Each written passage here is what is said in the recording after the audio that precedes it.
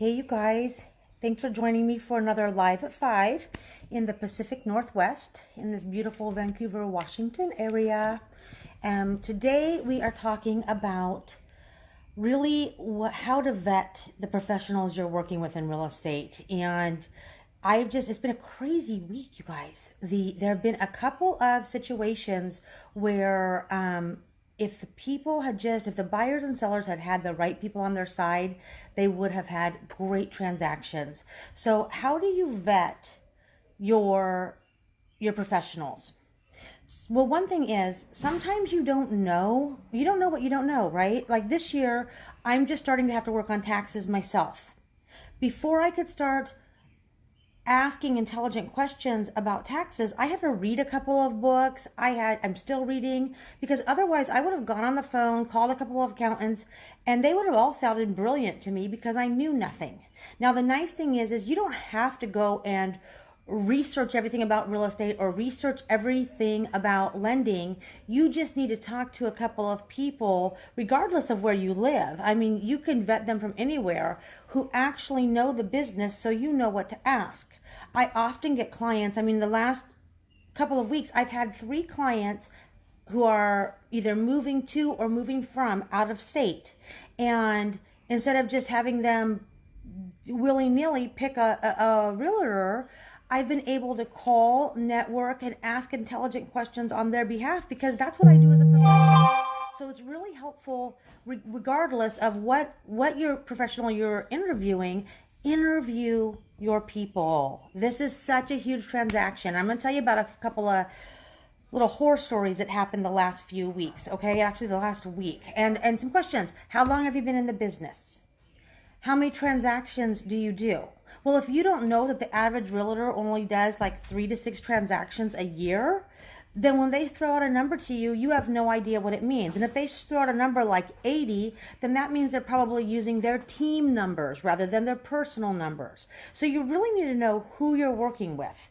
Because if you're asking questions, you're looking for the confidence, you're looking for they can deal with it. And you know, one of the most important questions beyond the numbers, transactions, who's your managing broker, designated broker, one of the most important questions is, so tell me about a time that you've dealt with an uncomfortable situation. How do you handle conflict? That's what you're hiring them for, really. You're really hiring them to make this process easy for you, and it should be. It should be easy for you, and you want to know that the person you're dealing with is not only intelligent and knows what they're doing, but how do they handle conflict? And when you say, give me an example of how you dealt with a difficult person, hopefully they can give you an example that's actually related to a real estate transaction, because that's where you need them to step up on your behalf. Okay, so let me give you a couple of examples about buyer's agents, and then I'm going to end with a lender, because sometimes people are so focused on the rate that the lender's giving them, they don't know what else to focus on. What else is there? And there's so much more. I'm going to tell you about a transaction that's like a disaster right now because of a lender. But let's start with the buyer agent from this week, okay? So I've got an out-of-town buyer who's selling a home in a different state. We write an offer on the home that they love. And this is a kind of a unique home. Another one is not going to pop up, and we've been looking for a while. Per the buyer, their home is not just contingent, it's actually pending. It's ready to close. This is golden. We're ready to go. So I'm writing an offer based on that.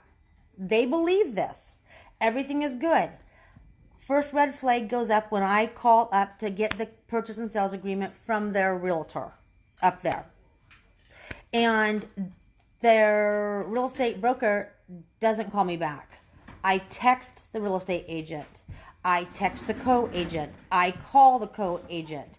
I know agents are busy. Actually, this was about a week ago. That agent neither of them ever called me back. So right away I'm going, this is concerning, because the level of communication here, I'm letting them know this is urgent. This is for your client. We're going to lose a deal down here if I can't hear from you. And I never hear back. Now, here's the issue. You as a buyer or seller may not know that your agent is not calling me back. You don't know that this is how they're going to perform. So it's okay to ask for references. It's okay to vet them before you agree to go into business with them, because you know what? Nice is not enough. If you can get that in your mind, and I say it a lot, nice is not enough. There are a lot of really nice people out there, and there are a lot of really great salesmen out there, and it is not enough. They need to advocate for you. So here's what happens. I'm not getting a response from these guys. I call the buyer's agent that has nothing to do with me, but is working on the buyer for my seller, who's my buyer. Okay. So, and I say, hey, all I need is to talk to the lender up there because my buyer here wrote an offer and this seller is contingent on another home. So we actually need approval from the lender. So we got this whole domino effect set up. One bad apple, right? One bad apple can ruin the whole thing. That's what happened. So here I go, and she says, I'm expecting they're going to close next week and everything's good. I just need to get a quick call to the lender. Nope. She says, oh, yeah, no, we're sending in a rescission today. Whoa, back the train up, right? I'm like, what on earth? My sellers are going to be so upset. These sellers, my buyers. So I said, hey, can you tell me about this? And she's like, well, it's too late. It's too late. I'm like, so it's an inspection issue. Doesn't matter what it really is, but there's an inspection issue. Here's what I want you to hear. These realtors up there who don't communicate well, they could have saved this deal. Because when I'm talking to this lady, I'm saying, hey, so can you just, I know it's too late, but can you just tell me what the deal is? And it has something to do with a roof and something else. And it's very legitimate gripes that they want done. And my clients up there are making a lot of nonsense because they don't mean to. They don't know. They don't know what they don't know. And they shouldn't have to know it. Their agent should know it. They're just trying to negotiate. And their agent's not telling them, don't negotiate twice. Give a good answer. But you go back and forth more than once or more than twice, the deal is going to die because someone is on one side or the other is going to say the words that real estate agents hate to hear. It's like the stab in the heart to us, okay? Somebody says, this just doesn't feel right. I don't think it's meant to be. Now, 2 days ago, it was meant to be. But now, they've got stressed out enough that it's not meant to be, and they're done. And that actually happens. So I say to this lady, I said, hey, okay, so what was the deal? This and that. And she goes, but it's too late. I said, okay, great. Just give me a few minutes before you listen that termination over. Let me talk with my sellers, right? And so my buyers, sorry, they're really not my sellers. I don't work for them. I can't advocate for them in a different state, but I can call them as clients down here. And she says, and I said to her, I said to this agent, this buyer's agent, so what I'm understanding is if the roof was fixed and this other issue was fixed yesterday, 24 hours ago, your buyers would have bought this home and we'd be moving forward. Is that right? Yes. Yes. So this deal could have been saved, should have been saved, easily saved. I call my clients. I say, hey, you guys, how you doing? Well, they're super excited because they think they're moving down here. And I said, well, I got bad news. It has nothing to do with down here. The deal's dying up there. They have no idea. What? They want to, their agent won't call them back. They don't know what to do. They want me to call this buyer's agent. I can't do any of that. I said, but you can call them because you're not under any kind of law of agency. Maybe call them directly. I don't know what to tell you. Call the managing broker, do something. They're like, we'll do it. We'll fix those things. They would have fixed everything. Everything would have been fine, and all 4 of those dominoes would have just worked out perfectly. But because their agent did not communicate effectively or timely, the deal fell apart, my clients lost their home, and we're in limbo again. And now they're back on the market and they fixed those issues. But it's too late because it just wasn't meant to be. Vet your professionals. Okay, next one. Again, nice is not enough. I'm dealing with a very nice lady. I like her. She's a sweetie on the phone. Everything's great. However, she just doesn't know what she doesn't know. And maybe she's a newer realtor. I'm not really sure. But she has a team. So I would expect that, again, when you vet people, make sure that the people behind them, who's their managing broker? Who's their designated broker? Are they actually available? Who covers for you when you're on vacation? Okay? I have an appraiser right now who is out on vacation till next Wednesday, killing a deal, killing a deal. Who covers for you? This is a home that's falling apart because we can't send in a picture because you want to see a picture of foam, styrofoam things that go in the crawl space, little covers. That's not good enough for this guy. He wants to wait till he gets back and we can't even get a hold of him. So it's just craziness going on. You got to know who you're dealing with. So this buyer's agent calls us. Our client is actually in signing. Okay, they're in signing because they think they're closing the next day. That's the plan. And while they're in signing, I'm getting a phone call that says, hey, didn't know about this, but there are some appraisal conditions. Small ones, but there's appraisal conditions. Okay, what the heck? But I'm just going to say, we're going to make this work. We're going to figure it out. And we're going to need an extension. But that's all because we're supposed to close in 2 days. So obviously everything else is perfect, right? Now, this wasn't doesn't matter. I'm stepping in to help out our team because what? That's my job, right? Step in. That's what a managing broker should do. There should be someone behind the scenes to cover someone's booty if something happens. That's my job. So the next day, it happened to be Friday at 4:30, I'm getting this call. Not the most ideal time to get this information. Monday morning, I'm on the phone to the lender. Get a hold of somebody. Now, this is an out-of-town lender. We'll deal with the lender part in a moment. But here's the thing about the buyer's agent. I call the lender. I find out that the terminology we look for, and it doesn't matter, don't hold on to this, but just know there's certain terms as real estate agents that we hold on to. And the one I'm looking for to know for sure we're pretty close, I'm pretty confident it's going to close on time, is the CD's been sent out. It hasn't even went through the number of steps it needs to get to for the CD to be sent out, which means past that's a couple more days. I'm like, there was no way this file, the appraisal, forget the appraisal, there's no way this was even going to be done ever. So I'm like, hey, buyer's agent, what the heck? And she says in emails, well, we had no idea. They never told us it was going to be late and all this. And I'm thinking, it's your job to know that if it's not out of underwriting, that means that the CD hasn't been sent out, which means that it's going to be late. Vet your professionals. Because again, this is a domino effect. And not only, so we can't just sign an extension, you guys. Sometimes an agent will say, okay, we need an extension. My seller might say, or my buyer might say, sorry, this is my seller who's also buying a home, who their seller has issues. Well, if we just signed the extension for their buyer, what about my seller who's buying on the other side? What are the financial consequences? They've got loan locks. They've got mortgages. The other seller has mortgages they didn't expect to have. There's all these things that add up. So you got to dig in and think through the whole process before I just say, oh, sure, they'll make it work. And I'm not, goodness gracious, you think I'm going to make this work until I've talked to the lender? No, because the buyer's agent didn't know enough to let me know that the CD wasn't going to be in because they didn't understand that if underwriting hadn't been finished, then obviously the CD hasn't been sent out. So there are just so many steps that you don't need to know. You just need to vet your professionals. Okay. Last thing. Let's talk about the lender for a moment because this situation, these were all this week. It's just been crazy. So this lender, I know one of the big things is people say, what's my rate? What's my rate? What's my rate? Rates are important. Absolutely. They make a big difference. Half a point makes a big difference over a 30-year loan, all these things. Lenders are not just about rates though. And that's why I would really encourage you to work with local lenders who have been vetted by active professional realtors. Not a realtor who works part-time. Not a realtor who does a onesie-twosie deal a year. But an active realtor who's worked with lenders. They have been through it, you guys. They know the good ones. They know the ones that maybe don't perform the same. So use their knowledge.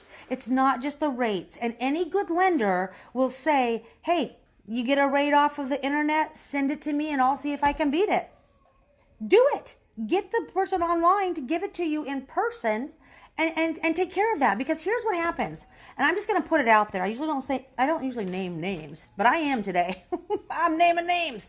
Okay. USAA. Often we get vets who I appreciate and I love. My husband was a vet. My dad is a vet.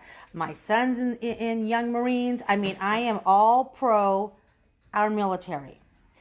And USAA, like many big online systems, the issues are that we don't know who we're dealing with.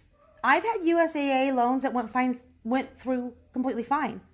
We just don't know because their processors, their underwriters, the lender themselves, they're all over the country. And there's no relationship there. And some of them will talk to you and some of them won't. And they don't care. And they've got too many. And the one I talked to is making excuses about that they have 70 loans themselves. And I'm like, really? Don't care. Don't stinking care. Because this is your job. And if you've got 70 loans that you're dealing with, what you're actually telling me is, wow, you guys are so busy and doing so great. Hire more people. But don't hurt our vets. Don't just call them sergeant and this and that and make them feel good and then treat them horribly because they don't know what they don't know about lending. And that's what happened here. They haven't called back still. And at the very last moment, we were supposed to close this week. We're not. We are switching at the last moment to a local lender who, of course, I talked to. Who I said, did you do this? Tell me your timelines. Tell me this. They got the branch manager involved. They got everybody involved. They're going to expedite it. Awesome. You're my guy. I don't know this guy, but you know what the other team does? And when I vetted him, go for it, buddy. The other guy won't even call me back. So please, you guys, it's more than just a rate. Is the underwriter in-house? Is the processor in-house? You know, it's so much because now we've got cost involved that should have never been involved because of a 2-week extension needed that's making the dominoes fall apart. Here's the thing. When you're hiring a professional, interview them and get a second opinion. You know, when you get something happening and they want you to you know, you have a professional thing with a doctor. A lot of times you go get a second opinion. Get a second opinion when you're talking to a real estate broker or you're talking to a lender. Anyone who's good, who's worth their weight in salt, they're gonna be like, yeah, by all means, compare me to somebody else. I'm not concerned because I know what I know, and I'm gonna protect you and I'm gonna do my best by you. So you guys, there's a lot going on in real estate. It's really fun, honestly. The negotiating and holding deals together, super fun. Biggest thing I can tell you right now besides those things, last thing I'll say is, oh my goodness. If you know, we don't know what's going to happen in the fall. I'm hearing COVID stuff and all that more and more and more. We'll see what happens, regardless of whether you agree with it or not. Doesn't matter. If we get shut down, we get shut down. It's going to affect us. So think about this last spring and where you were sheltering, and was that the right place for your family? And if it was, awesome. And you're going to be there a while, awesome. If it maybe was a little squishy and you needed a little bit more room, let's talk, especially if you're in a 3-bedroom, 2-bath, if you a single ranch. They are flying off the market. That $325, $350 range. We put 3 on the market last week, all 3 gone, multiple offers, craziness. Okay, so if you're not where you should be, don't get stuck there this winter. I had someone I talked to this week who she didn't think she's going to have enough equity in the home she's in to make it to the new home. And she's like, let's wait another year. I said, that's great if it doesn't make sense for you. And you guys have good credit. You guys have good down payment, low debt to income ratio. Let's just run this by my lender, again, the lender, to see if, because you guys have good credit and low debt to income ratio, maybe you guys qualify for a prepaid mortgage insurance. So you don't need 20% down, but with the prepaid mortgage insurance, you still won't have mortgage insurance. And goodness gracious, guess what? It actually works out that they're going to get a bigger, better home, the one they wanted, and their payment is going to be the same as it is in the smaller home. So if it wouldn't have worked out, that would have been fine. But because we asked the questions and we dug into it, we found out this is a fit for them and their family. So that's super exciting stuff, you guys. Always here to answer those questions. If you're moving across state or you have any of those kind of questions, feel free to give me a call. I'm happy to vet people for you. I'm happy to give you ideas on what to ask people about anything real estate related. And if I don't know, I'm going to send you to somebody who does know, because we're, in the real estate world, investment world, we're pretty connected. Whew, I had a lot to say today. It's been a crazy week, you guys. So anyway, I hope you're having an awesome week. The sun is now shining again. And if I have my glasses, let me say at least hi to a couple people. Who's on here, you guys? I can't see. Hey, Carlene. Hi, Mackenzie. Hi, Gary. All right, I can see some of you. Have a good night, you guys. Bye.